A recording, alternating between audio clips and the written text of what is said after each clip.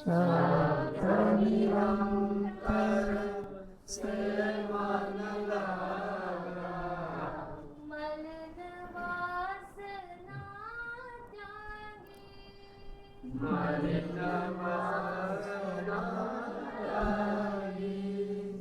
उठत बैठत कबहु न छूटे, उठत बैठत कबहु न छूटे, ऐसी तारी लागी रे साधु, ऐसी तारी लागी रे साधु, सहज समाधि भरी रे साधु, सहज समाधि भरी।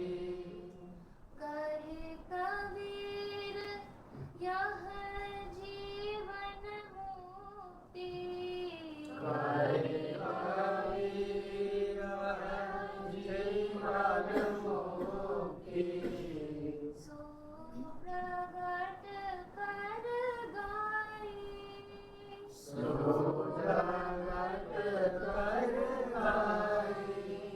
सुख दुख से जो परे परम पद, सुख दुख से जो परे परम पद, तावे सुरति समाई रे साधु, तावे सुरति समाई रे साधु, सहज समाधि भरी रे साधु, सहज समाधि भरी।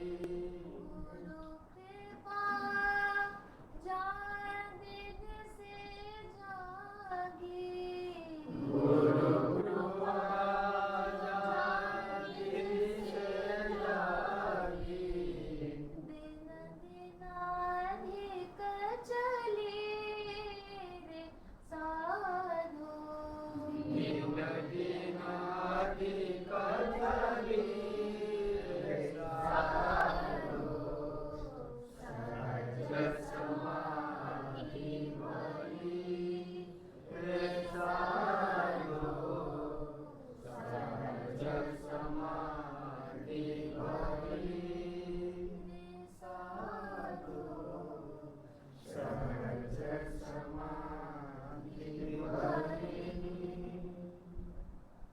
बोलो सद्गुरु भगवान की जय।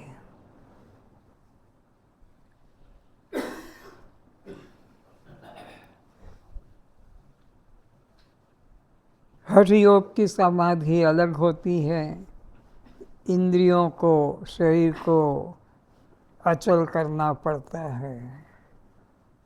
लेकिन कबीरदास जी कहते हैं सहज समाधि मेरी लगी है तब से मलिन वासना त्यागी।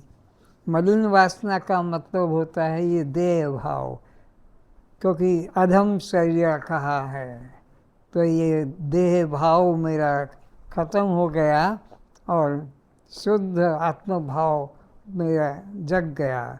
अब मेरी प्रत्येक क्रिया, उठूं बैठूं सोऊं जागूं खाऊं पीऊं देखूं, सब क्रिया समाधि ही में हो गई है। अब मेरे को हठ योग समाधि करने की जरूरत नहीं है। आगे कहते हैं चिंतामणि का तात्पर्य क्या है?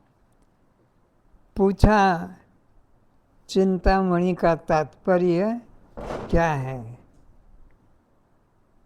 वशिष्ठ जी बोले, हे राम, तुम शास्त्रों के ज्ञाता हो, परंतु अभी तक तुमको स्वरूप स्थिति प्राप्त नहीं हो सकी। वशिष्ठ जी राम जी को कहते हैं, हे राम, तुम शास्त्र के पंडित हो शास्त्र के ज्ञाता हो, लेकिन तुम्हें अभी तक अपने स्वरूप का तो पता ही नहीं लगा है कि अपना स्वरूप क्या है। ये स्वरूप ही चिंतामणि है, और चिंतामणि नाम का कोई पदार्थ बाहर से खोजना नहीं है। अब जो कुछ मैं कहता हूँ उसको ध्यान से सुनो। और मैं तुमको जो भी कहता हूँ उसको ध्यान से सुनो। सहज समाधि समझ में आ सकेगी कि सहज समाधि कोई जड़ क्रिया नहीं है। आत्मज्ञान रूप चिंतामणि को त्याग कर कांच रूप तप, तीर्थ, मंदिर, मूर्ति पूजा, यज्ञ आदि जड़ कर्मों को ग्रहण करने से कभी कोई जीव सुखी नहीं हो सके। तुमने क्या किया है हे राम? जड़ क्रिया को तो अपना लिया है और चेतन ज्ञान का त्याग कर बैठे हो। जड़ क्रिया, योग, यज्ञ, जप तप, पूजा पाठ, ये सब जड़ क्रियाएं हैं। इनके करने से कोई भी सुख शांति को प्राप्त नहीं हो सकेगा। उलट ज्ञान कर लिया। जो चेतन आत्मस्वरूप है, सहज समाधि है, चिंतामणि, उसका तुमने त्याग करके और अब ये शास्त्रों के जंजाल में पड़ गए हो फिर से। आत्मज्ञान रूप चिंतामणि को सबसे बड़ी क्या है? आत्मज्ञान रूपी चिंता मणि है, उसका तो तुमने त्याग कर दिया। और तप, तीर्थ, मंदिर, मूर्ति पूजा, यज्ञ आदि जड़ कर्मों को ग्रहण कर लिया। ये सब जड़ क्रिया है, इनको ग्रहण कर लिया, इनमें रात दिन लगे रहते हो। इससे कभी कोई जीव सुखी नहीं हो सके। तो इन जड़ क्रियाओं के द्वारा, जड़ साधनों के द्वारा कोई शांति को, सुख को प्राप्त नहीं हो सकेगा। अतः हे राम, जब तुम मुझसे ज्ञान प्राप्त कर आत्म साक्षात्कार करोगे तभी तुम उस ज्ञान से सुखी हो सको। तो हे राम, तुम ध्यान पूर्वक सुनो मेरी बात को। जब ध्यान पूर्वक सुनोगे और मेरी ज्ञान को प्राप्त करोगे तभी तुम्हें सुख शांति की प्राप्ति होगी। और कोई तरीका, कोई साधन नहीं सुख शांति पाने का, केवल ज्ञान के द्वारा ही तुम सुख शांति को पा सकोगे। आत्मतीर्थम समुत्सृज्य वही तीर्थानि यो व्रजेत करस्थम स महारत्नम त्यक्त्वा काचम विमार्गते। हे राम, फिर से सुनो। क्या? आत्मतीर्थम समुत्सृज्य। आत्म तीर्थ के बराबर कोई तीर्थ विश्व में नहीं है। दुनिया में जो प्रसिद्ध तीर्थ है और लोग यात्रा करते हैं, यह सब जड़ तीर्थ है। इससे किसी को सुख शांति की प्राप्ति नहीं हो सकेगी। आत्म तीर्थ ही सर्वश्रेष्ठ तीर्थ है, उसका तो तुमने त्याग कर दिया और कहते हो मैं 4 धाम की यात्रा करके आ गया हूँ, अब मैं 64 तीर्थों का जो है यात्रा करूँगा। इस तरह से तुम जड़ तीर्थों का यात्रा करते हो और आत्म तीर्थ का त्याग कर बैठे हो। आत्मरूप तीर्थ का त्याग करके अर्थात अपने को चेतन ब्रह्म ना जानकर। आत्म तीर्थ का त्याग करने का मतलब कोई अलग से वस्तु नहीं है। ये जो मैं तत्व है, मैं मुँह, ये इस चेतन आत्मा भाव का त्याग करके, और तुमने ये जो मैं राजा हूँ, राम हूँ, दशरथ का बेटा हूँ, अयोध्या का, ये सब तुमने गड़बड़ कर लिया है। जड़ तीर्थ को अपना लिया है और मैं राम, मैं आत्मा हूँ, इसको भुला दिया है। अपने को चेतन ब्रह्म ना जानकर जो बाहर के जल, पाषाण मूर्ति से निर्मित तीर्थों में भटकता है। बाहर के तीर्थों में क्या मिलेगा?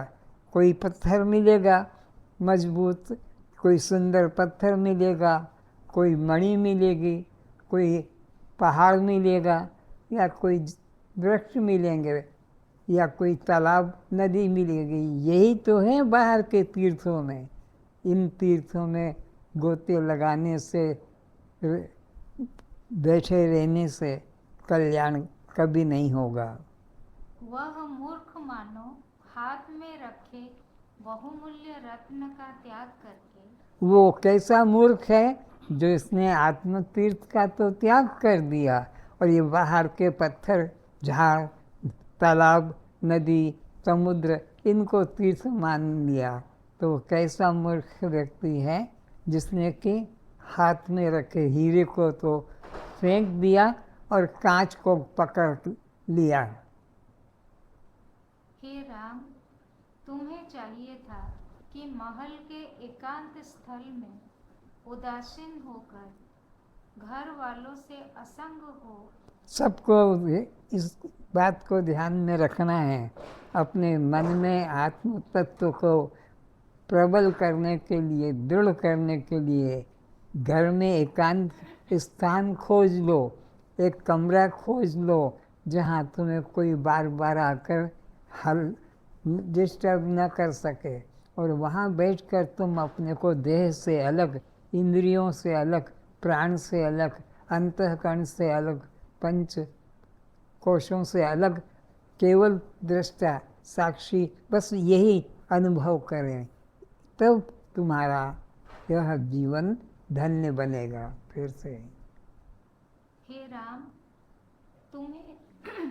तुम्हें चाहिए था कि महल के एकांत स्थल में उदासीन होकर घर वालों से असंग हो पड़े रहने के बजाय किसी संत की शरण में चला जाना। अब बता रहे हैं कि इसके बजाय जो तुमने अभी तक अपने को एकांत में घर वालों से रख कर पड़े थे, इससे तो अच्छा था कि घर से उदासीन होकर और किसी सद्गुरु की शरण के खोज लेते, किसी गुरु की, ज्ञानी गुरु की खोज में निकल पड़ते। तो वह तत्वदर्शी महात्मा तुम्हें तुम्हारा यथार्थ स्वरूप का बोध करा दे।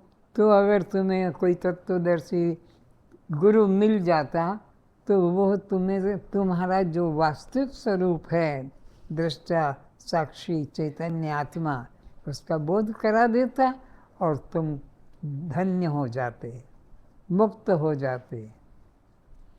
तुम्हें तुम्हारा यथार्थ स्वरूप का बोध करा देते हैं कि तुम अक्रिय, अजन्मा, अविनाशी आत्मा हो। तुम्हारा जो वास्तविक स्वरूप क्या है? फिर से अक्रिय, कोई क्रिया नहीं, अक्रिय, अजन्मा, जिसका कभी जन्म भी नहीं होता, ये तुम्हारा स्वरूप है। क्रिया से रहित, जन्म से रहित, मृत्यु से रहित आत्मा हो। तुम आत्मा हो, ये निश्चय करना था। जो इस अनात्म देह अभिमान तथा कर्तृत्व अभिमान से मुक्त हुआ है वही मुक्त है। फिर से दो है अभिमान और कर्तृत्व अभिमान, ये दो अभिमान है बंधन के कारण। मैं करता हूँ, मैं शरीर हूँ, ये दो अभिमान से जो मुक्त हुआ है वही व्यक्ति मुक्त होता है, बाकी कोई मुक्त नहीं होता। सत्संगत्वे निसंगत्व, निसंगत्वे निर्मोहत्व, निर्मोहत्वे निश्चल तत्वम और निश्चल तत्वे जीवन मुक्ति। हे राम, सद्गुरु की शरण में जाने से सत्संग होता है। सद्गुरु की शरण में जब तक नहीं जाओगे, पुस्तक पढ़ पढ़ के तुम सत्संग नहीं कर सकते हो। गुरु की शरण में जाने से ही सत्संग प्राप्ति होती है। सत्संग से विवेक होता है। और जब सत्संग होगा तो विवेक होगा। विवेक की ये जड़ है और ये चेतन है, ये दृश्य है, ये दृष्टा है, ये आत्मा है, ये अनात्मा है, ये शव है और ये शिव है, ये बद्ध है, ये मुक्त है, ऐसा विवेक जगेगा सत्संग के माध्यम से। विवेक से वैराग्य उत्पन्न होता है। तो विवेक जब जगेगा ये जड़ है, ये चेतन है, ये दृश्य है, तो फिर दृश्य से, जड़ से, शव से वैराग्य हो जाएगा, और जो शिव है, जो चेतन है, आत्मा उनमें अनुराग हो जाएगा। विवेक से फिर वैराग्य हो जाएगा अनात्मा में, और आत्मा में अनुराग हो जाएगा। फिर वैराग्य से आत्मज्ञान होता है। सत्य असत्य को जानना विवेक कहलाता है। जब दोनों का भेद जान लिया जाता है तो असत से वैराग्य होकर सत्य में सुख बुद्धि स्वतः ही हो जाती है। जब दो का बोध हो गया कि ये तो जड़ है और ये चेतन है, ये दृश्य है, ये दृष्टा है, ये आत्मा है, ये अनात्मा, तो अनात्मा से मन हट जाएगा, जड़ से मन हट जाएगा, शव से मन हट जाएगा, और शिव में, चेतन में, आत्मा में मन जुड़ जाएगा। तो असत से वैराग्य होकर सत्य में सुख बुद्धि स्वतः ही हो जाता है। यह विवेक ज्ञान है। अतः हे राम, तुम राजमहल, परिवार की ममता, आसक्ति का त्याग करने मात्र से संसार बंधन से बिना आत्मज्ञान के मुक्त नहीं हो सकते। फिर से तुम राजमहल, परिवार की ममता, आसक्ति का त्याग करने मात्र से, घर से, राज्य से, भोगों से वैराग्य करने मात्र से तुम कल्याण को प्राप्त नहीं हो सकोगे। कब होगे? जब कोई सद्गुरु के शरण में जाओगे और उससे तुमको विवेक होगा, वैराग्य होगा और सत्य में अनुराग होगा, तभी तुम मुक्त हो सकोगे। बिना आत्मज्ञान के तुम मुक्त नहीं हो सकते। तो ये राम के लिए ही बात है कि सब श्रोताओं के लिए? सब श्रोताओं के लिए ये बात है कि आत्मज्ञान ही एक ऐसा साधन है जिससे जीव मुक्त हो सकता है। उस आत्मज्ञान के लिए सर्व का त्याग करना ही अनिवार्य साधन है। सर्व का त्याग करना ही अनिवार्य साधन है। अब सर्व का त्याग क्या है, ये बात महत्वपूर्ण है। ये बात नहीं मालूम है तो घर छोड़ के जंगल चले जाओगे, पत्नी बच्चे पति छोड़ दोगे, नौकरी धंधा, तो सर्व का त्याग नहीं होगा। ये तो जड़ वस्तु है। आत्मज्ञान के लिए सर्व का त्याग करना अनिवार्य साधन है। तभी तुम उस परम पद, परम शांत पद को प्राप्त कर सकोगे। गुरुदेव के वचन सुनकर श्री राम जी ने कहा, हे गुरुदेव, आपने मुझे सर्व त्याग से शांति पद, परम धाम पद की प्राप्ति का उपदेश किया, तो क्या मैं इस देह का त्याग करूं? क्योंकि मेरे पास इस देह के अतिरिक्त अन्य कुछ है नहीं। राम जी ने गुरु जी के वचन सुनकर प्रश्न किया कि हे गुरुदेव, आपने मुझे कहा है कि तू सर्व का त्याग कर, तो हे गुरुदेव, न राज्य है, न रानी है, न धन संपत्ति मेरे पास है, केवल एक देह बस बचा है। इसके अलावा और मेरे पास में कुछ भी नहीं है। और आपने कहा कि तूने अभी सर्व का त्याग नहीं किया, तो ये राज्य, राजपना, पत्नी और जो है महल, ये धन संपत्ति, ये सब का त्याग क्या है? ये सर्व त्याग नहीं है। तब गुरुदेव उत्तर देते हैं। वशिष्ठ जी ने कहा, इस देह के त्यागने से तो सर्व त्याग नहीं होता है। ये देह का त्याग कर देने मात्र से तू सोचेगा कि मैंने सर्व का त्याग कर दिया, तो इस देह के त्याग से सर्व का त्याग नहीं होता है। सर्व को कौन पकड़ के रखा है? चित्त पकड़ के रखा है। तो चित्त का त्याग होगा तब सर्व का त्याग होगा। तेरा तो चित्त में तो अहम भाव है। जिसके त्यागने से सर्व त्याग हो उसका त्याग कर। इस देह में क्या दूषण है? यह तो आत्मदेव का मंदिर है। इस देह के त्याग करने से कुछ लाभ नहीं, इसमें क्या दोष है? ये तो भगवान के मंदिर है, इसमें भगवान का अनुभव होता है। इसलिए देह के त्याग से सर्व त्याग नहीं। इसी में रहकर तो जीव को आत्मज्ञान रूप मुक्ति प्राप्त होती है। और इसी देह में रहकर आत्मज्ञान और आत्मज्ञान से मुक्ति होती है। इसलिए इस देह को दूषित मत बनाओ। इसके अतिरिक्त किसी अन्य योनि से नहीं, इसलिए इसे देव दुर्लभ योनि कहते हैं। इसलिए इस शरीर को देव दुर्लभ योनि कहते हैं। हे राम, देह का जन्म दिलाने एवं पालने वाला अभिमान है। उस अहंकार का त्याग कर, जिसके त्याग से सर्व त्याग हो जाता है। फिर से क्या है? इस देह को पालने वाला चित्त ही है, मन ही है। उसका जब त्याग होगा तब वो सर्व का त्याग होगा। फिर से देह का जन्म दिलाने एवं पालने वाला। देह को जन्म किसने दिलाया? देह के प्रति अहंता भाव करने से। और उसको पालने के लिए भी किसने दिया? वह कितने? अभिमान। अभिमान नहीं, देह को पालने के लिए चिंता करता है। क्या खाऊं, क्या न खाऊं, किससे मेरा स्वास्थ्य अच्छा बनेगा, किससे मैं बलिष्ठ बनूंगा।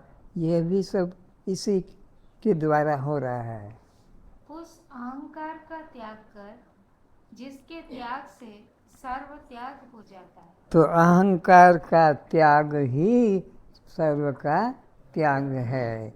जब तक अहंकार का त्याग नहीं होगा, ये बाहर वस्तुएं सामग्रियों से कल्याण होने वाला नहीं है।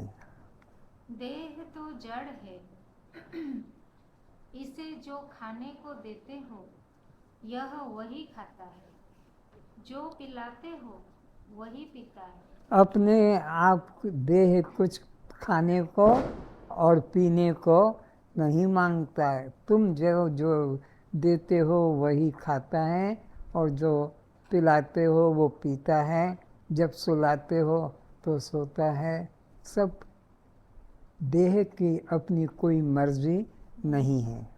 जो पहनाते हो वही पहन लेता है, जहाँ बिठाते हो वहीं बैठ जाता है, और जहाँ सुलाते हो वहीं पड़ा रहता है। देव दुर्लभ है एवं मुक्ति का द्वार है। यह कुछ नहीं बोलता है। यह तो जड़ है, इसलिए यह कुछ अपने आप करता भी नहीं। इसलिए देह भाव का त्याग करोगे तब सुखी हो सकोगे। तो सार चीज क्या मालूम पड़ी कि देह भाव का त्याग करोगे तभी वह सर्व त्याग माना जाएगा। और सब देह भाव में ग्रसित हैं। सब लोग कर्मी, भगत, योगी, तांत्रिक सब देह भाव में ग्रसित हैं। तो देह भाव का त्याग करना ही सर्व का त्याग है। देह का प्रत्यक्ष कारण तो माता पिता एवं परोक्ष रूप से पंचभूत का। तो देह के परोक्ष रूप से तो यह पिता माता हैं। प्रत्यक्ष रूप से पिता माता न होते तो हमारा शरीर की उत्पत्ति नहीं होती। तो पिता माता ही है। और परोक्ष रूप से क्या हो गया? पंच महाभूत हैं। क्षिति जल पावक गगन समीरा, पंच रचित, पांचों से मिलकर यह बना हुआ है। इस तरह से यह शरीर बना है। उसमें तुम्हारा अभिमान करने का कुछ भी नहीं। तो तुम उसमें अपनी टांग क्यों लगा रहे हो? तुम्हारा अभिमान करने का तो कोई कारण ही नहीं बनता है। अभिमान करे तो पिता माता अभिमान करे कि मैंने बच्चा पैदा किया है, मेरा बेटा है। तुम्हारा अहंकार करने का क्या? या अहंकार करना है तो पंचभूत अहंकार करे। तुम काहे को न आकाश का अहंकार करना है, न वायु का, न तेज का, न जल का, न पृथ्वी का। ये 5 भूत हैं। तुम आकाश से भी न्यारे हो, वायु से भी न्यारे हो, तेज से भी न्यारे हो, जल से भी न्यारे हो, और पृथ्वी से भी तुम तो न्यारे हो। तो उस शरीर जो बना है पंचभूत से, उससे तो तुम न्यारे हो। 5 भूत से न्यारे हो, 5 भूत से बने शरीर से भी तुम तो अलग हो। देश काल दिशि विदेश हूँ माही, कहूँ सो जहाँ प्रभु नाही। हे राम, जिससे सर्व है और जिसमें सर्व है, और जो सर्व और से त्यागने योग्य है, उसका त्याग कर। फिर से जिससे सर्व है जिससे सब यह दृश्य है, और जिसमें सर्व है, और जिसमें यह सर्व है, जो सर्व और से त्यागने योग्य है, जो सब ओर से नाम रूप त्यागने योग्य है, उसका त्याग कर। तो ये नाम रूप का देह का त्याग करो। जिससे तुम्हारा सब दुख मिट जाए, तो उससे तुम्हारा देह भाव का त्याग हो जाएगा, तो तुम्हारा सब दुख मिट जाएगा। फिर दुख कुछ भी नहीं रहेगा। तब राम ने कहा कि हे भगवान, वह कौन है जो सर्व है और जिसमें सर्व शब्द है, और जो सब ओर से त्यागने योग्य है, जिसके त्यागने से जन्म मृत्यु का अभाव हो, वह मुझे कहो। अब राम जी ने अपने गुरु से पूछा, वो कौन चीज़ है जो सर्व है, जिसमें सर्व है, जिसका त्याग करने से सर्व का त्याग होता है, वो मुझे स्पष्ट समझाइए। अभी मेरे दिमाग में कुछ आता नहीं यह गूढ़ बात।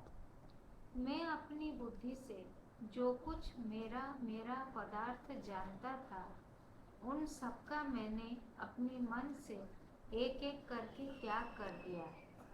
आपने जब से ये कहा है कि जो मेरा है वह मैं नहीं हूँ, तो एक एक वस्तु को मैंने मेरा मेरा खोज खोज के, मकान मेरा तुम्हें मकान नहीं, इसी तरह गाड़ी मेरी तुम्हें गाड़ी नहीं, हाथी मेरा तुम्हें हाथी से अलग, सबको मेरा मेरा करके अलग कर दिया।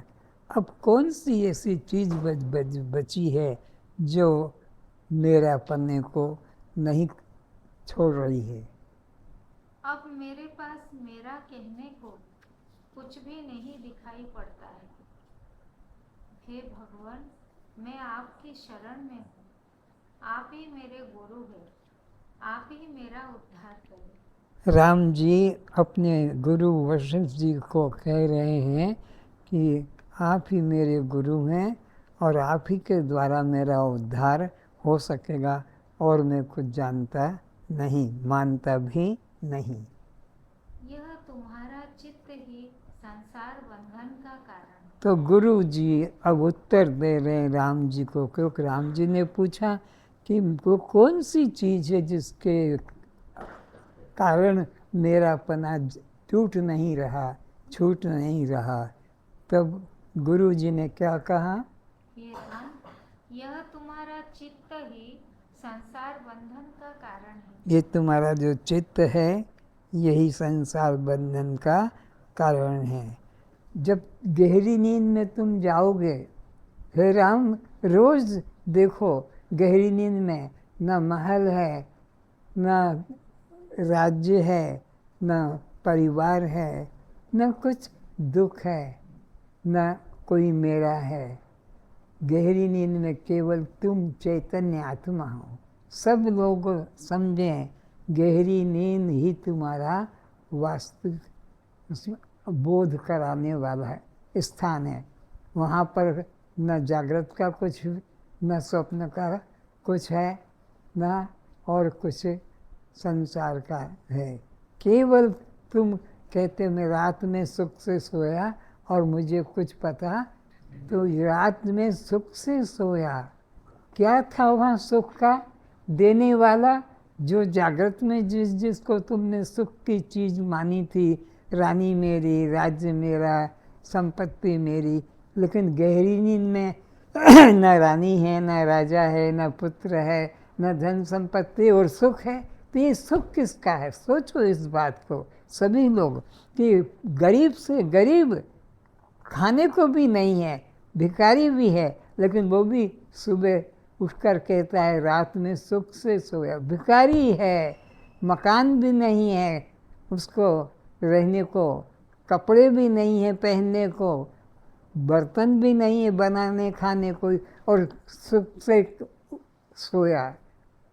किस बात का सुख था? बस यह तुम्हारा जो देह भाव था, जीव भाव था, यही वहाँ नहीं था, इसलिए दुख भी नहीं था। तो इस देह भाव को, जीव भाव का त्याग करना है। हे राम, यह तुम्हारा चित्त ही संसार बंधन का कारण है। इस चित्त के द्वारा ही मैं व मेरा, तू व तेरा, यह द्वैत द्वंद्व उत्पन्न होकर, तो ये तुम्हारा चित्त के द्वारा ही मैं और मेरा, तू और तेरा, ये द्वंद्व भाव पैदा होता है। और द्वितीया द्वयम भयम भवति, ये द्वैत भाव ही दुख का, बंधन का कारण होता है। यही सच्चिदानंद का अंश जीव आवागमन के बंधन में पड़ा हुआ है। ये सच्चिदानंद का अंश जीव इसी द्वैत भाव के कारण आवागमन में, आने जाने में बंधा हुआ है। अतः चित्त का त्याग ही सर्व का त्याग है। लोग कहते हैं ना मेरा चित्त ठिकाने नहीं, अभी मेरे से बात मत करो। तो ये चित्त का त्याग ही सर्व का त्याग है। जिसका नाम चित्त है उसका त्याग कर, और बाहर जो नाना प्रकार नाम रूप जगत दिखाई पड़ता है वह चित्त से ही दिखाई पड़ता है। तो ये चित्त से ही सब नाम रूप जगत दिखाई पड़ता है। तो चित्त का त्याग कर देगा तो ये नाम रूप जगत का त्याग ऑटोमेटिक हो जाएगा। इसलिए तू चित्त का ही त्याग कर। जब इस चित्त का त्याग करेगा तब त्याग रूप अमृत से अमर हो जाएगा। तो चित्त का त्याग करने से त्याग रूप भी अमृत को तू पा जाएगा। चित्त का त्याग ही अमृत को दिलाने वाला है। तब मृत्यु भय से मुक्त हो जाएगा। तब मृत्यु का डर नहीं रहेगा, क्योंकि अमृत का अनुभव हो गया। आत्मा स्वयं अमृत है और वह ही तू है। यदि चित्त का त्याग करने का अभ्यास ना करेगा तो फिर तू देह धारण कर दुखों को भोगता रहेगा। तो अनादिकाल से जिसकी कोई तारीख नहीं, वर्ष गिनती नहीं, देह को मैं करके मानता आ रहा है। इसी कारण से ही जन्म मरण के चक्र में चला आ रहा है। देह को मैं मानना ही बस संसार बंधन का कारण है। कब से? अनादिकाल से बस देह को ही मैं करके माना। एक खत्म हुआ, अगला देह मिल जाएगा, फिर उस देह को मैं करके माना, फिर उससे मेरा भाव बढ़ता जाता है। यह संसार संवेदन मात्र है। चित्त शक्ति के चमत्कार को संवेदन कहते हैं। यही चित्त शक्ति बाह्य होकर स्थित रहती है, तब संसार को देखने लगती है। जब अंतर्मुख होकर दिखने लगती है तब यह चित्त शक्ति चैतन्य आत्म रूप से ही दृष्टि में आती है। तो मन से चित्त का त्याग कर दो तो सबका त्याग अपने आप हो जाएगा। आत्मा सदा एक रस है। जब बहिर्मुख वृत्ति होती है तब यह चित्त शक्ति संसार रूप होकर नाम रूप दृश्य जगत के आकार में दिखाई पड़ती है। फिर से आत्मा सदा एक रस है। आत्मा में कोई परिवर्तन नहीं, वो सदा एक रस है। जब बहिर्मुख वृत्ति होती है, जब फिर वो बहिर्मुख वृत्ति होती, यह इदम करके जब बहिर्मुख वृत्ति होती है तभी जाकर ये संसार दुख रूप खड़ा हो जाता है। तब यह चित्त शक्ति संसार रूप होकर नाम रूप दृश्य जगत के आकार में दिखाई पड़ती। जैसी भावना होती है वैसा ही प्रतीत होता है। नाम रूप की भावना से जब देखा जाता है तब यह चित्त शक्ति माया संसार रूप भासती है, और जब आत्म भावना से देखती है तो संसार का नामो निशान भी नहीं मिलता। केवल चेतन आत्म सत्ता के अलावा कुछ प्रतीत नहीं होता। जब अपना निश्चय कर लोगे कि यह मैं नहीं, तो केवल एक आत्मसत्ता ही रह जाती है। आत्मसत्ता का होना ही मुक्ति है। और यह मैं हूँ देह में, मैं भाव इदम में मैं भाव हो गया, फिर यही बंधन का कारण होता है। इसलिए इदम से मन को हटाओ और अहम में मन को जोड़ो। इदम और अहम, अहम आत्मा, इदम यह अनित्य देह संसार है। तो इसमें मन को मत लगाओ, इसमें से मन को हटाओ और इसमें मन को जोड़ो। सोहम आत्मा, इसमें भाव जोड़े। जड़ चेतन जग जीव जत सकल राममय जान। यहाँ एक ही राम तत्व, एक ही ब्रह्म तत्व है, यहाँ कोई दूसरा है नहीं। जैसे सब अलंकार में एक सोना है, सब कपड़ों में एक सूत है, सब शरीरों में पंचभूत है। आत्मा ही होती है। हे राम, आत्मा सदा एक रस अपरिणामी। तो सब शरीरों में एक आत्मा ही होती है, असंसारी है। शरीर अलग अलग यहाँ बैठे हैं 10, 15, 20, 25, लेकिन सब में चेतन वस्तु आत्मा तो एक ही है। कपड़े अलग अलग हैं, कुर्सियाँ अलग अलग है, शरीर अलग अलग है, लेकिन आत्मा सब में। इसलिए तुम अपने प्रति आत्मा की भावना करो। तो अपने प्रति अनात्मा की भावना का त्याग करो। अभी तक हम सब अनात्मा की भावना में जी रहे थे। अनात्मा की भावना में मैं माँ हूँ, मैं पति हूँ, मैं पिता हूँ, मैं पुत्र हूँ, पुत्री हूँ, मैं नौकर हूँ, मैं मालिक हूँ, मैं ब्राह्मण हूँ, मैं क्षत्रिय हूँ, वैश्य शूद्र, उड़िया बंगाली, ये सब अनात्मा की भावना में हम जी रहे थे। इस अनात्मा की भावना से अपने को अलग करो और एक ही रखो कि मैं चैतन्य आत्मा हूँ, मैं दृष्टा आत्मा हूँ, मैं साक्षी। कोई भी एक बस निश्चय चेतन के प्रति निश्चय करो। तुम अपने प्रति आत्मा की भावना करो। कौन सी भावना करो?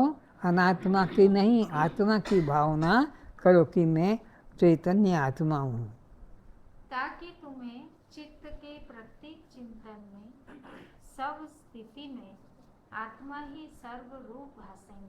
ताकि फिर तुमको चित्त के द्वारा जो भी भास रहा है सब आत्मा रूपी भासने लगेगा। बस सब रूपों में मैं एकमात्र चैतन्य आत्मा हूँ, ये भाव रखो।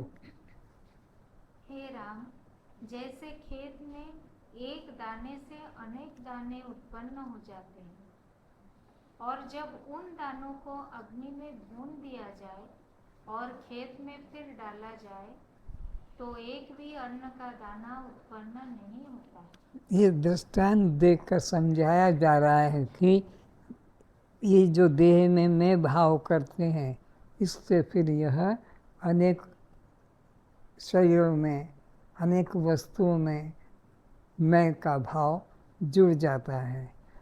जैसे दाना एक खेत में डालो, अनेक पैदा होते हैं, लेकिन जब उस दाने को आग में भून देते हो तो फिर उस दाने से एक भी दाना पैदा नहीं हो सकता। तो ऐसे ही आत्मभाव जग गया अंदर, तो फिर इसके द्वारा और सृष्टि की उत्पत्ति, देह भाव की उत्पत्ति नहीं हो सकेगी। हे राम, तू इस चित्त को ज्ञानाग्नि में जला दे। तो इस चित्त को, इस मन को ज्ञान अग्नि में ध्वंस कर दो, ताकि फिर कुछ उत्पन्न ही नहीं होगा। तभी सुखी हो सकेगा। यह चित्त ही संसार का मूल बीज है। इसी से सब अहम, मम, मैं, मेरा, अहंकार करने का भाव उत्पन्न होता है। सुषुप्ति में चित्त न होने से कुछ भी मैं मेरा कहने का अहंकार पैदा नहीं होता। सुषुप्ति में यह चित्त नहीं होता है, इसलिए वहाँ पर मेरा, मैं कुछ कहने को नहीं बचता है। इसीलिए आनंद ही आनंद अनुभव होता है। और सुबह उठकर कहता है रात में सुख से सोया और मुझे कुछ पता नहीं चला। कुछ का मतलब दुख का पता नहीं चला, सुख का ही अनुभव हुआ। गहरी नींद में भौतिक पदार्थ चित्त नहीं रहते हैं, इसलिए वहाँ दुख भी नहीं। तो दुख का कारण ये चित्त और यह भौतिक पदार्थ हैं जो गहरी नींद में किसी को नहीं बल्कि आनंद का अनुभव होता है। सुसुप्ति में चित्त ना होने से कुछ भी मैं मेरा कहने का अहंकार पैदा नहीं होता, क्योंकि वहाँ कोई पदार्थ या व्यक्ति नहीं होता। गहरी नींद में न तो कोई व्यक्ति होता है, न कोई पदार्थ होता है, और सुख पूरा होता है। ऐसा सुख कि दिन में महल होते हुए भी, संबंधी होते हुए भी वो सुख नहीं आता है। राज्य होते हुए भी वो सुख नहीं आता है जो सुख गहरी नींद में आता है। गहरी नींद में वहाँ पर जो सुख आता है वो परम सुख होता है।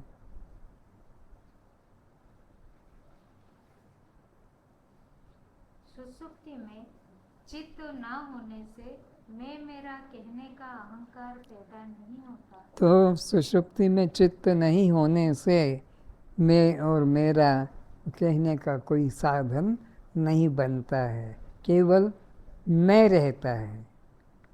वहाँ केवल देह रहित शुद्ध चेतन में ही शेष रहता हूँ। देह रहित शुद्ध चैतन्य केवल मैं ही रहता है गहरी नींद में, और मैं आनंद घन हूँ।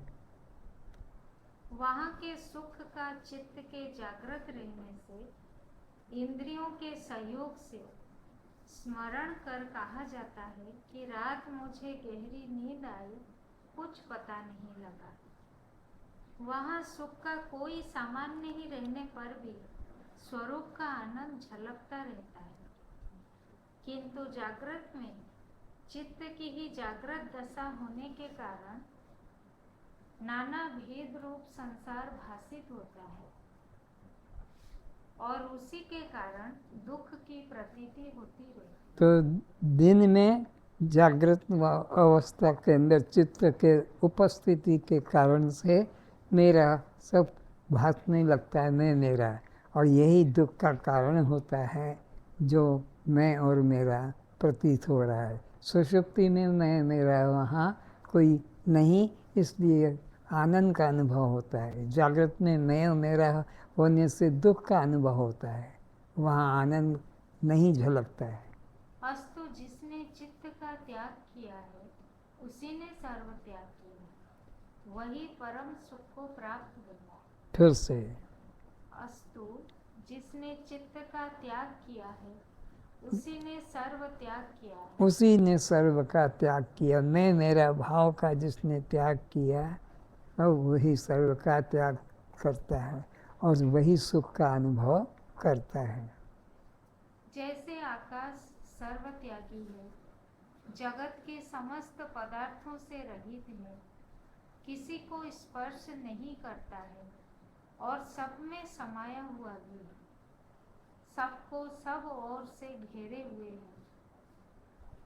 सब पदार्थ नष्ट होने पर भी स्वयं नष्ट नहीं होता है, ज्यों का त्यों बना रहता है। आकाश की असंगता और आत्मा की असंगता की तुलना करके बताया जा रहा है कि आकाश सब में मिला हुआ है लेकिन सबसे असंग है, किसी से जुड़ा हुआ नहीं है। ऐसे आत्मा सब में मिला हुआ है और सबसे ही असंग है। जैसे आकाश सर्व त्यागी हुआ, ऐसे हे राम तू भी सर्व त्यागी हो। आकाश जैसे असंग सर्वत्यागी है, तू भी इसी प्रकार आत्मा असंग हो जा, सर्वत्यागी हो जा कि मेरा कुछ भी कहने को नहीं है। राज्य, धन, परिवार, पत्नी, यह वह कुछ भी मेरा नहीं है। मेरा तेरा मित्र शत्रु सब चित्त की ही कल्पना है। यदि चित्त का त्याग नहीं कर सकेगा तो फिर कुछ भी त्याग नहीं हो सकेगा। चित्त ही सर्व का त्याग, चित्त का त्याग ही सर्व का त्याग होगा। और अगर तू चित्त का त्याग नहीं कर पाएगा तो फिर तू सब कुछ नष्ट कर देगा, तब भी कुछ भी त्याग नहीं होगा। क्योंकि समस्त पदार्थ का संग्रह करने वाला यह चित्त ही तेरा वास्तव में शत्रु है। सबका चित्त ही शत्रु है और कोई शत्रु नहीं, क्योंकि इसी की वजह से सब बंधन खड़ा होता है। यही प्रकृति के पदार्थों में मैं मेरा भाव का अहंकार कराकर, ये मकान मेरा, ये गाड़ी मेरी, ये बच्चा मेरा, ये इसी से अहंकार बढ़ता है। जन्म मरण दुख को बारंबार दिलाता रहता है। तुम भी इस दुष्ट चित्त का त्याग करो जिसने तुम्हें बहुत रुलाया है। इस दुष्ट चित्त का त्याग करो जिसने अनादिकाल से तुमको नाना नीच योनियों में भटकाया है। यह धर्म, वैराग्य तथा ऐश्वर्य, इन तीनों की उत्पत्ति का कारण यह चित्त ही है। इसी से अहंकार पैदा होता है, धन का, परिवार का, अपना रूप का अहंकार होता है। ये मैं हूँ, ये मेरे हैं। जब यह चित्त शुभ कार्य का अभिमानी होता है तो पुण्य को ही प्राप्त होता है और अशुभ क्रिया में लगता है तो पाप को प्राप्त होता है। हे राम, जब चित्त पाप को प्राप्त होता है तब दुख पाता है एवं जब पुण्य को प्राप्त होता है तब सुख पाता है। इसलिए यह जीव जन्म मृत्यु दुख से नहीं छूट पाता। जब चित्त का त्याग होता है तभी जन्म मरण का दुख दूर होता है। इसलिए सर्व त्याग करके तू सुखी हो जा। जैसे गहरी नींद में तुम्हारा चित्त नहीं होता है तो कोई भी दुख नहीं, न संसार है। जागने पे चित्त जग गया तो फिर सब संसार हो जाता है। इसलिए हे राम, तुम चित्त का त्याग करो तो सर्व का त्याग होगा और तभी तुम सुखी हो सकोगे। इसलिए ये मन कह दो, ये चित्त कह दो, ये दृश्य है और मैं इससे अलग इसका दृष्टा हूँ। तो मन का दृष्टा जब तुम बन जाओगे तो मन के कोई धर्म तुम्हारे धर्म नहीं कहलाएंगे। हे राम, सर्व त्यागी फिर एक देह का अहंकार नहीं करता, प्रत्युत समस्त संसार में अपने को अनुभव करता है, वो फिर सर्व हो जाता है, सर्वात्मा हो जाता है। जैसे सूत्र माला के अनेकों मणकों में धागा होता है। माला में मणके तो अनेक है किंतु धागा एक है। ऐसे ये जगत के नाम रूप मणके हैं, इन सब में सूत्र रूप आत्मा है। सूत्र माला के अनेकों मणकों में धागा होता है और सूत्र माला के मणकों का आधार भी वही सूत्र रहता है। सूत्र से भिन्न उसमें अन्य कुछ भी नहीं रहता है। इसी प्रकार हे राम, मत्तः परतरम नान्यत् किंचित अस्ति धनंजय। सूत के गुरिये बना लेते हैं और उनके फिर माला बना लेते हैं, तो सूत में भी सूत ही है, मणके बने हैं वो भी सब सूत के हैं, फिर उनको सूत से जोड़ लिया जाता है और माला होती है, तो एक सूत के अलावा कुछ नहीं। इस प्रकार यहाँ एक ब्रह्म के अतिरिक्त अन्य किंचित भी नहीं, वो ही स्थावर बना है, वही जंगम बना है, वही जड़ बना है, वही चेतन बना है। ये अलग अलग नहीं है, एक मेवा अद्वितीय ब्रह्म नेह ना नास्ति किंचन। एक अद्वितीय ब्रह्म ही सत्य है, उसके अलावा यहाँ अन्य कुछ भी नहीं है, ऐसा तू निश्चय कर। जिसने इस चित्त का त्याग किया है वही सर्व त्यागी सुखी हुआ है। तो जिसने अपने मन का त्याग किया है, चित्त का त्याग किया है, वही सच्चा त्यागी है और वही सुखी है। जिसने मन का चित्त का त्याग नहीं किया है, देह भाव का त्याग नहीं किया है, जीव भाव का त्याग नहीं किया है, वह कभी सुखी हो नहीं सकता। जिसने जीव भाव का त्याग किया, देह भाव का त्याग किया, कर्ता भोक्ता भाव का त्याग किया, वही सुखी होता है। सर्व त्यागी अपने को समुद्र की तरह व्यापक एवं अद्वय रूप देखता है। फिर से सर्व त्यागी कैसा देखता है? अपने को समुद्र की तरह समुद्र की तरह विराट व्यापक और अद्वय रूप देखता है। और वहाँ कोई दूसरी नदियाँ देखने को अलग मिलती नहीं, केवल एक विराट सूर्य समुद्र अपने को देखता है। उसको अन्य के अभाव में दुख एवं भय नहीं रहता। तो अन्य का भान ही दुख का कारण है और अन्य का अभान हो जाना ही सुख है। इसलिए तुम सर्व रूप इस चित्त का ही त्याग करो। तो चित्त का त्याग करो। राम जी को बार बार यही उपदेश दिया जा रहा है, क्योंकि राम जी ने यही पूछा कि वो क्या चीज़ है जिसके त्याग से सर्व का त्याग होता है। तो गुरु वशिष्ठ जी कहते हैं, हे राम, ये चित्त ही सर्व है, इसका त्याग से ही सर्व का त्याग होगा। चित्त गहरी नींद में नहीं रहता है तो वहाँ कुछ भी नहीं, सर्व त्याग हो जाता है। जागृत होने से यह खड़ा हो जाता है जगत। बाह्य वस्तु त्याग कर भिक्षा वृत्ति पर जीवन व्यतीत कर देने से चित्त वश में नहीं होता। फिर से बाह्य वस्तु त्याग करके, बाह्य वस्तुओं का त्याग करके भिक्षा वृत्ति पर जीवन व्यतीत कर देने से, अगर भीख मांग कर काम कर लोगे तो हमारा मुक्ति हो जाएगा, ये भी मत समझना। इससे चित्त वश में नहीं होता। इससे चित्त वश में नहीं होता है। चित्त तभी वश में होता है जब वह संसार के पदार्थों से लेकर स्वर्ग वैकुंठ आदि पदार्थों तक पाने की वासना नहीं करता।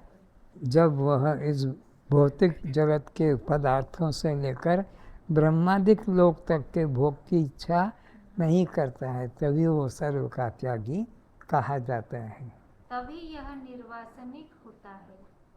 जब तक चित्त पूरता है तब तक सर्व त्याग नहीं होता है। तो जब तक चित्त जगा रहता है तब तक सर्वत्यागी नहीं होता है। और जब यह चित्त का पूर्ण निवृत्त होती है, अर्थात मैं मेरी भाव समाप्त होती है, मैं और मेरा भाव अगर मन से निकल गया तो तुम मुक्त हो जाते हो, और मैं और मेरा भाव है तो तुम सब त्यागी होकर भी बंधे हुए हो। फिर सर्व का त्याग करके अभिमान से रहित होता है। जब चित्त का ऐसा शून्य रूप होगा तब सर्वात्मा होगा। अतः जब चित्त को त्यागेगा तब उस पद को प्राप्त होगा जिसमें ऐश्वर्य सुख है, बड़ा से बड़ा सुख है, वह सबका आधार यह आत्मपद है। आज बस इतना ही। जो चित्त का त्याग है वही सर्व का त्याग है, जिसमें सबसे बड़ा सुख आनंद छिपा हुआ है। और चित्त का त्याग नहीं कर पाए तो सब कुछ त्याग करने पर भी वो त्याग नहीं माना जाएगा। ओम शांति शांति शांति।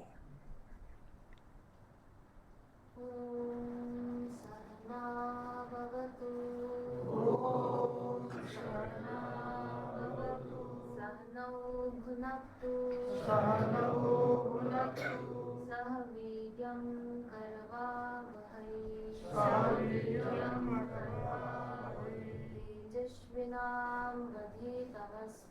तेजस्विनावधीतमस्तु मा विद्विषावहै। हे परमात्मा, आप हम दोनों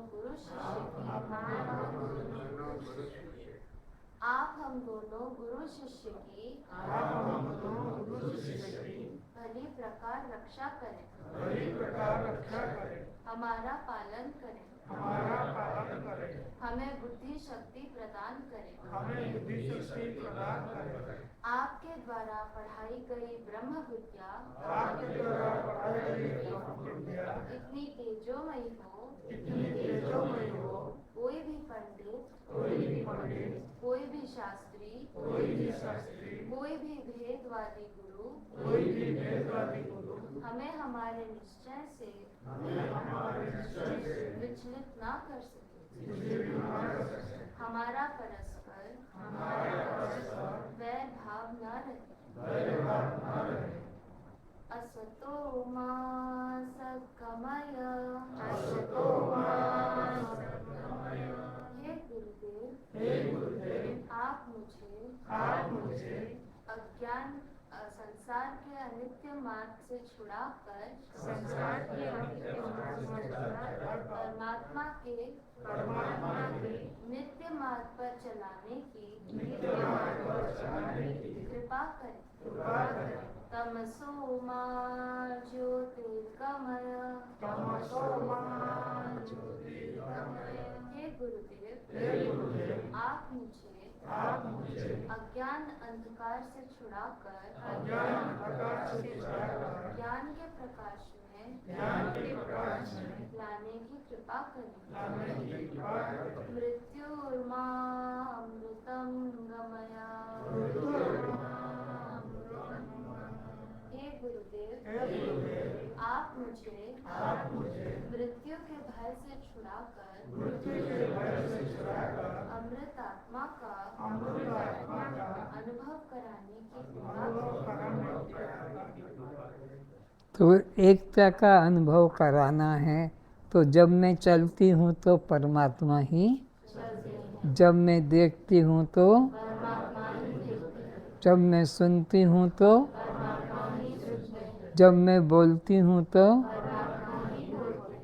जब मैं खाती हूँ तो, जब मैं पीती हूँ तो,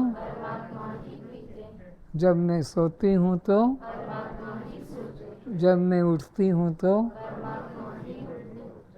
एक परमात्मा के अतिरिक्त यहाँ अन्य कुछ भी नहीं है। यही चित्त का त्याग है। ओम शांति शांति शांति।